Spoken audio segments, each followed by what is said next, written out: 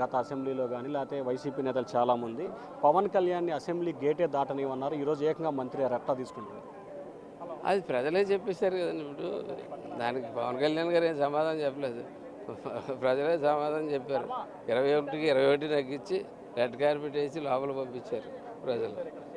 ఆయనేమో వచ్చి గబగబా వచ్చి దొంగచాటును ఒక 5 నిమిషాలు గబగబా ప్రమాణం చేసుకుని వాళ్ళిద్దరిని ఒక చోట కూర్చుని ఆ వెలుగు చూడలేక అతను 5 నిమిషాల్లో పారిపోయాడు అతను. ఈ 5 సంవత్సరాల పరిపాలన ఏ విధంగా కొనసాగబోతా ఉంది? ముందు సాధారణ పరిపాలన తీసుకురావాలి ఈ రాష్ట్రానికి. ఈ రాష్ట్రం గతి తప్పేసింది. ముందు మౌలిక వసతులు సాధారణ పరిపాలన తీసుకొచ్చి దీన్ని ఒక రాష్ట్రాన్ని దీన్ని ఒక షేప్లో మామూలు పరిపాలన షేప్లోకి తీసుకొచ్చిన తర్వాత మిగిలిన అంశాల మీదకి వెళ్ళాలి. దానికి పాలనా దక్షత ఉన్న చంద్రబాబు సరిపోతాడు. మంచి హృదయం ఉన్నటువంటి పవన్ కళ్యాణ్ గారు ఉన్నాడు. ఆయన దగ్గర కూడా మంచి శాఖలు ఉన్నాయి. ఆయన మటుకు ఆయన శాఖలు ఇండివిజువల్గా ఖచ్చితంగా నిర్వర్తిస్తారు. చాలా బాగా చేసుకుంటూ వెళ్తారు. ఆల్రెడీ ఆయన సమీక్షలు చేసుకుంటూ ఉన్నాడు. ఆయనకు అప్పచెప్పిన యొక్క బాధ్యత ఆయన చాలా చక్కగా చేసుకుంటాడు. అలాగే చంద్రబాబు నాయుడు గారి గురించి మీరు చెప్పక్కర్లేదు. ఆయన పాలనా దక్షత గురించి ఖచ్చితంగా నెల తిరగకుండా ఒక గాడిలో పడిపోద్ది.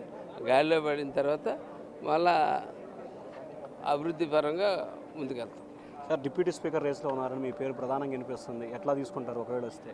సార్, ఇప్పుడు అది వినపడతా ఉంది, కానీ అది మీడియాలో వస్తుంది తప్ప మా పార్టీ నుంచి నాకు ఎటువంటి ఇండికేషన్స్ ఆయన ఒకవేళ అది మా పార్టీకి అలర్ట్ అయితే అది నాకే వస్తే తప్పకుండా ఆ బాధ్యత ఆయన ఏ బాధ్యత చెప్పినా చేస్తాను.